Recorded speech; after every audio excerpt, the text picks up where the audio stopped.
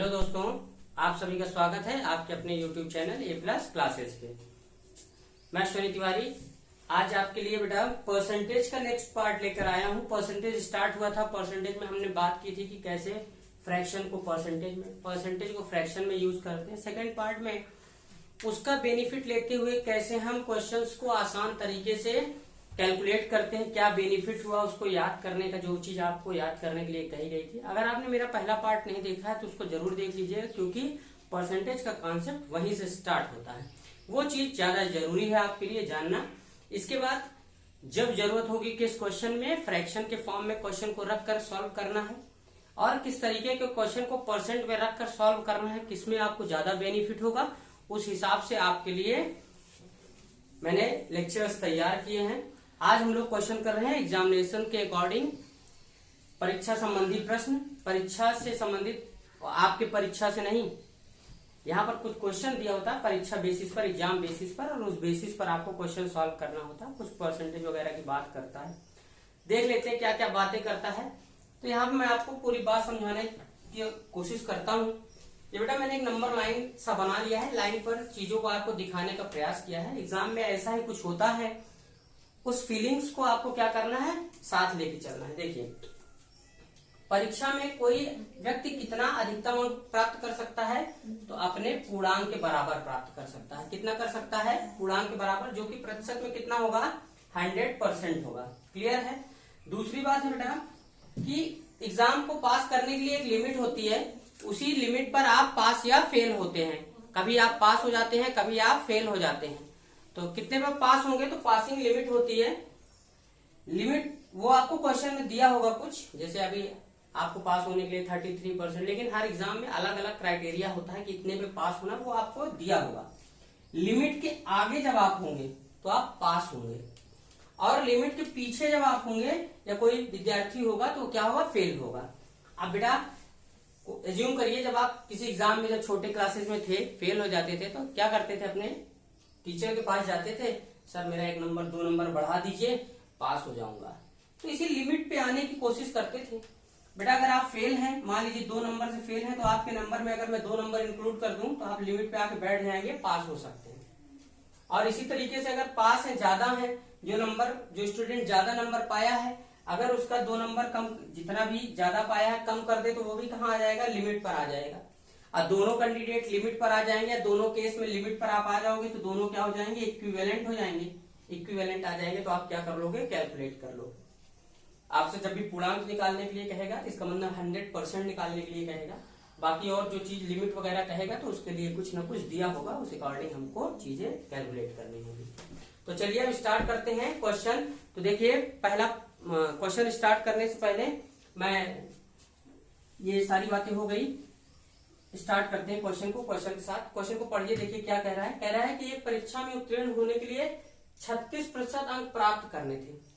मतलब according to, अगर आप अपनी लाइन पर चलते हैं तो पासिंग लिमिट दिया हुआ है बेटा, कितना, कि अगर कोई कैंडिडेट 36% गेन कर लेता है तो क्या हो जाएगा, पास हो जाएगा। आगे क्या बताया गया है, ए ने 24% अंक प्राप्त किए, तो बेटा लिमिट से अगर कम पाएगा तो क्या होगा, फेल हो जाएगा। पाया कितना है, 24%, तो 36 से पहले होगा 24%, तो कहीं कुछ 24% नंबर पा चुका है तथा 9 अंकों से फेल है। बेटा अगर मैं इसे 9 अंक दे दूं, 9 नंबर दे दूं, तो क्या हो जाएगा, पास हो जाएगा। कहां पहुंच जाएगा, लिमिट पर पहुंच जाएगा, और ये लिमिट की वैल्यू है ही है। तो इसका मतलब है कि दिया हुआ है 36% इज इक्वल टू 24% और प्लस 9। अगर 9 नंबर उसको और मिल जाए तो क्या हो जाएगा, पास हो जाएगा। परसेंटेज एक तरफ कर लीजिए, अंक को एक तरफ रहने दीजिए। आप जानते हैं वेरिएबल एक तरफ रहता है, नॉन वेरिएबल एक तरफ रहता है, एक टर्म्स की चीज है। तो 24 इधर आ जाएगा, तो क्या बचेगा बेटा, 12% इज इक्वल टू 9 अंक। तो 12% का मान आपको पता चल गया। क्वेश्चन क्या पूछ रहा है आपसे, कह रहा है पूर्णांक ज्ञात कीजिए। पूर्णांक माने 100% की वैल्यू वो आपसे जानना चाहता है, is equal to how much. कोई फार्मूला याद है? बिल्कुल याद है बेटा, आपको डायरेक्ट फार्मूला मैंने यूनिटरी मेथड एक एक नियम को बता रखा है कि जिस चीज की वैल्यू मुझे पता करनी है, 100% की वैल्यू पता करनी, अपान जितने की पता है, मतलब अब किस परसेंट की वैल्यू आपको पता है, तो 12% की वैल्यू आपको पता है। ये परसेंट में निकालना है तो अपान में भी परसेंट वाला ही रहेगा, तो जितने का निकालना है बटे जितने का पता है, मल्टीप्लाई बाई उसकी वैल्यू कितनी है 9। जो भी कैंसिल हो कैंसिल कर लीजिए, 3 से 3 से यहाँ 4 से कैंसिल होगा बेटा 25 पर 3 से मल्टीप्लाई होगा कितना हो जाएगा 75 अंक क्या हो जाएगा उस परीक्षा का पूर्णांक।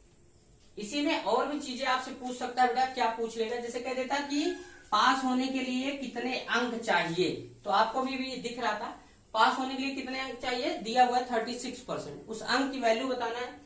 12% का मान आपको पता है और 36 का बताना है, तो वैसे भी आप जानते हो 12 3 जा 36, 3 का इसमें मल्टीप्लाई होगा तो 3 का इधर भी मल्टीप्लाई हो जाएगा, 27 आ जाएगा।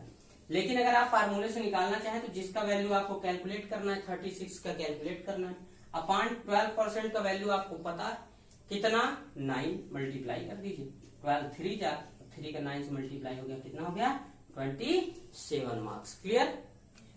चलिए नेक्स्ट क्वेश्चन है बेटा आपके लिए कुछ, कि एक परीक्षा में उत्तीर्ण होने के लिए 35% अंक प्राप्त करने थे, अभ्यर्थी ने 40 अंक प्राप्त किए तथा 30 अंकों से अनुत्तीर्ण रहा, पूर्णांक ज्ञात कीजिए।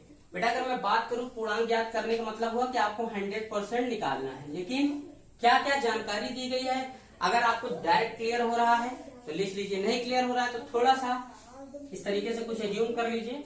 एक परीक्षा में उत्तीर्ण होने के लिए 35% अंक प्राप्त करने थे, मतलब आपको लिमिट दिया हुआ है, आपकी जो लिमिट है वो कितनी है बेटा 35% की है, 35% वाला कैंडिडेट क्या है पास है।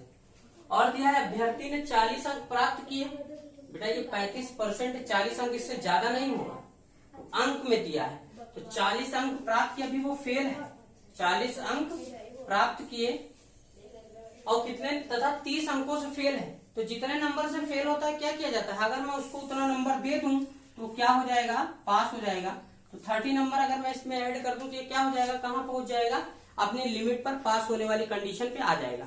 पास होने के लिए कितना नंबर चाहिए, तो हमें पता चल गया पास होने के लिए उसे 70 नंबर चाहिए, तो बेटा 35% का वैल्यू हो गया 70 अंक।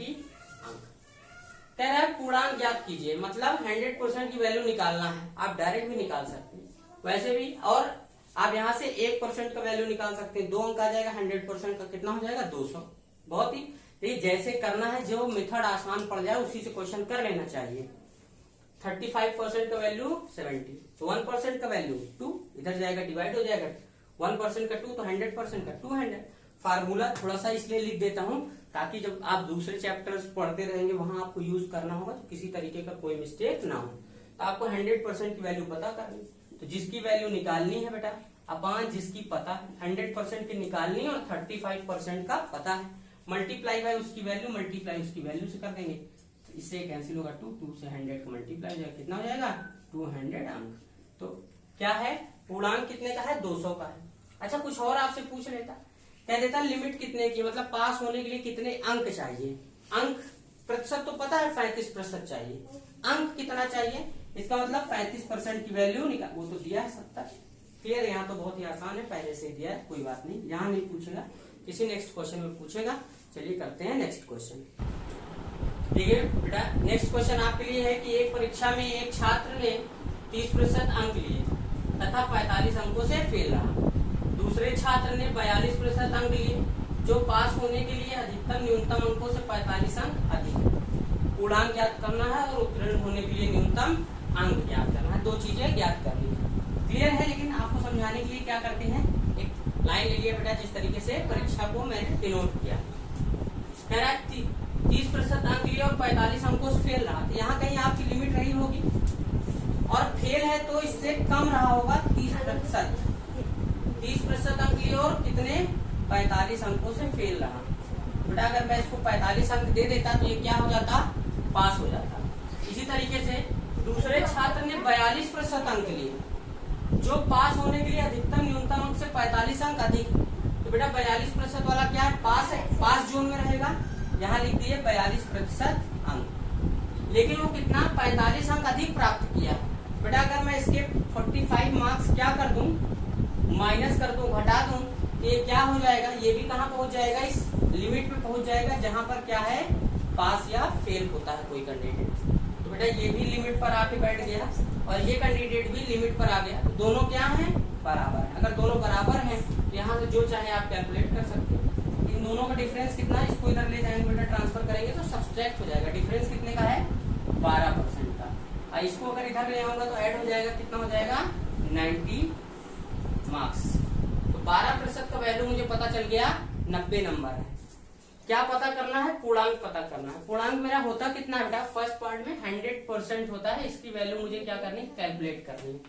फार्मूला क्या होता है, जो कुछ भी मुझे कैलकुलेट करना होता है अपान जो कुछ भी मुझे पता होता है मल्टीप्लाई बाय उसकी वैल्यू। 3 से कैंसिल होगा, 3 से 4 से कैंसिल हो जाएगा 25, सॉरी 90 मार्क्स था, यहाँ पर 30 हो जाएगा। 30 से मल्टीप्लाई हो जाएगा, कितना हो जाएगा, 750, 750 अंक पूर्णांक हो जाएगा। सेकेंड केस में कह रहा है कि उत्तीर्ण होने के लिए न्यूनतम अंक ज्ञात कीजिए। कितने मार्क्स पर वो पास हो जाएगा वो भी आपको पता करना है। उसके लिए बेटा आपके पास दो केस है। क्या क्या है, या तो आप 30% निकाल के उसमें 45 ऐड कर दो, या 42% निकाल करके 45 माइनस कर दो, कुछ भी कर लीजिए। 30% अगर मैं कैलकुलेट करना चाहूं, मुझे 30% निकालना है। 30% तो जितना कुछ मुझे फाइंड आउट करना है अपान जितना कुछ मुझे पता है, तो 30% मुझे पता निकालना है और 12% मुझे पता है, मल्टीप्लाई उसकी वैल्यू कितना है, 90। 3 से बेटा 10 हो जाएगा, 3 से 4 हो जाएगा, या फिर 2 से 5, 2 से कैंसिल होगा तो 45, मल्टीप्लाई करेंगे 55 25 हासिल 2 20 2 22 225। क्या अंक, और क्या चाहिए मुझे, उसमें 45 मार्क्स और जोड़ना है लिमिट पता करने के लिए, तो 45 इसमें और ऐड कर देंगे, 072, तो 270 270 अंक क्या हो जाएगा, आपको पास करने के लिए जरूरी हो जाएगा। नेक्स्ट क्वेश्चन देखिए बेटा, उसी तरीके से है, थोड़ा सा डिफरेंस है। क्या डिफरेंस है देख लेते हैं। लिखा है क्वेश्चन, एक परीक्षा में एक छात्र ने 30% अंक लिए तथा 108 अंकों से फेल रहा। दूसरे छात्र ने 52% अंक लिए, जो पास होने के लिए आवश्यक न्यूनतम अंक से 24 अंक अधिक है। उत्तीर्ण होने के लिए कितने प्रतिशत अंक चाहिए। चलिए कैलकुलेट करेंगे बेटा, बेसिक टर्म में भी कर सकते हैं, लेकिन यहाँ पर बहुत कुछ बेसिक हम लोगों को नहीं पढ़ना, हम लोगों को पढ़ना है कि मेरा क्वेश्चन कितनी जल्दी कैलकुलेट हो सके। चलिए, तो एक परीक्षा में एक छात्र ने 30% अंक लिए और 108 अंकों से फेल हो गया। ये हो गई मेरी कुछ लिमिट से पहले कैंडिडेट हमेशा फेल होता है, लिमिट के बाद पास होता है। फेल है तो 30% लिख दिए क्योंकि अंक है, फेल के क्राइटेरिया में है, और 108 अंक अगर उसे मिल जाता तो क्या हो जाता, पास हो जाता। दूसरे छात्र ने 52% अंक प्राप्त किए, पास है इसलिए इस तरफ लिख रहे हैं, 52% अंक लिए, जो पास होने के लिए आवश्यक न्यूनतम अंक से 24 ज्यादा है। बेटा अगर मैं इसके 24 मार्क्स क्या कर दूं, 25 मार्क्स घटा दूं, तो क्या हो जाएगा, ये भी कहा जाएगा, लिमिट पे आ जाएगा, लिमिट पे आ जाएगा, दोनों क्या हो जाएंगे, बराबर हो जाएंगे बेटा। तो यहां से आप कैलकुलेट कर सकते हैं कि परसेंट, इसको उधर ट्रांसफर कर दें तो 22% हो जाएगा, और इसको अगर इधर ट्रांसफर कर दें तो इधर आके ऐड हो जाएगा, कितना हो जाएगा, 132 अंक। मतलब 22% का मान आपको पता है 132 नंबर है। कह क्या रहा है, कह रहा है उत्तीर्ण होने के लिए कितने प्रतिशत अंक चाहिए। उत्तीर्ण आप कहाँ होगे बेटा, यहाँ पर होगे, कितना ये प्रतिशत में दर्शा रहा है ये बताना है। यहाँ पर आप कई चीजें निकाल सकते हो, देखिए सीख लेते हैं क्या क्या निकाल सकते हैं। निकाल ये सकता हूं मैं बेटा कि अगर मुझे 22% का मान पता है, मैं 30% का मान निकाल लूं, 30% का मान जो भी आएगा उसमें 108 ऐड कर दूं, प्राप्त होने वाला अंक पता चल जाएगा। 100% का वैल्यू निकाल लूं, पूर्णांक पता चल जाएगा। आपको पता है प्राप्तांक बटे पूर्णांक इंटू 100 क्या होता है, परसेंटेज होता है, मुझे परसेंटेज पता चल जाएगा। लेकिन इतना कुछ करने में 30% भी कैलकुलेट करना पड़ रहा है, 100% भी कैलकुलेट करना पड़ रहा है, पूर्णांक और प्राप्तांक दोनों पता करना पड़ रहा है, बड़ा समय लग सकता है। देखिए जल्दी से करना है तो जरा आप ध्यान दीजिए कि ये परसेंटेज में है, ये अंक में है। अगर मैं इसको परसेंटेज में चेंज कर दूं कि 108 नंबर मेरा कितना परसेंट है, तो यहां पर मेरा कैलकुलेट हो सकता है। यहां पर ये अंक में है, और अगर इसको मैं परसेंट में चेंज कर दूं तो इसमें से माइनस कर दूं तो मेरा रिजल्ट आ सकता है। तो जरा देखो 22% का मान मुझे पता है कितना, 132, तो यहां से बताओ जरा 1% का मान कितना होगा बेटा, इधर डिवाइड हो जाएगा, कितना आ जाएगा, 6 अंक। 6 नंबर 1% के बराबर है। तो जरा बताओ बेटा 24 नंबर कितने परसेंट के बराबर होगा? 4 से मल्टीप्लाई हो जाएगा, 4% के बराबर हो जाएगा। तो 52 में से अगर मैं 4 माइनस कर दूंगा तो कितना हो जाएगा? 48%। क्लियर? ऐसे चाहे इधर से निकाल लेते।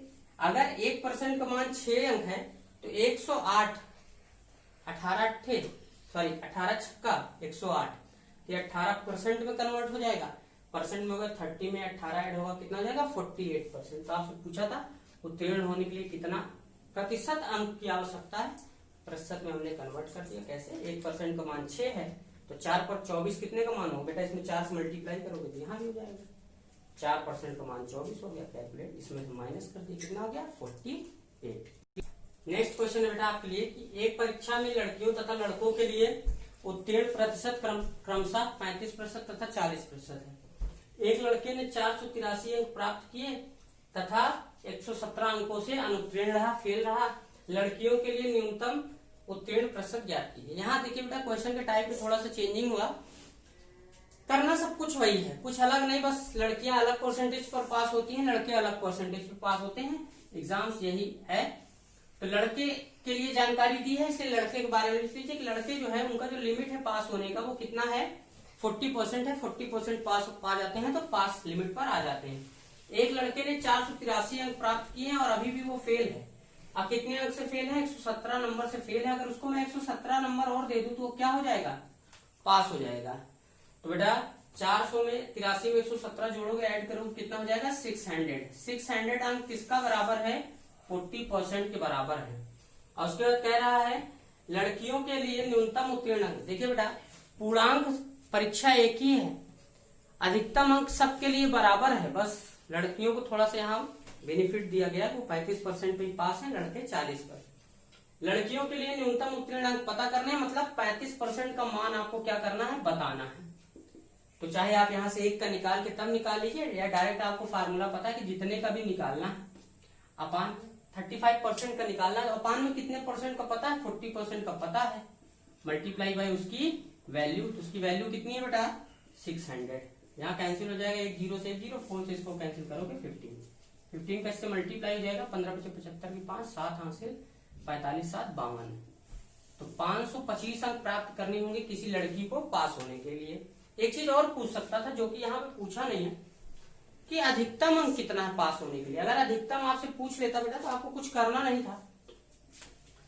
अधिकतम का मतलब हुआ कि 100% का वैल्यू आपको बताना है। अधिकतम अंक अगर पूछ लेता तो 100% की वैल्यू आपको बताना होता। फार्मूला जितने का निकालना अपान जितने का पता है, 40% का वैल्यू मुझे पता है, कितना है? 600। एक 0 से 0 कैंसिल होता, 4 से बेटा इसको कैंसिल करते 25 आ जाता। 25 से डिवाइड कर लो, मल्टीप्लाई कर लो, 15 छक्का 150 होता है, 1500 अंक। तो उस परीक्षा में अधिकतम अंक कितना? 1500 में से वो चीज तो कुछ भी आपसे पूछ सकता है। ये एग्जाम से रिलेटेड क्वेश्चन है। एग्जाम से रिलेटेड क्वेश्चन मैंने आपको यहाँ पे बता दिए हैं। अगर वीडियो आपको पसंद आया हो, अच्छा लगा हो तो चैनल को लाइक शेयर सब्सक्राइब करना ना भूलें। अपने ज्यादा से ज्यादा फ्रेंड्स को बताएं ताकि वो भी A+ क्लासेस के साथ जुड़ सकें। आज के लिए इतना ही। Thank you class.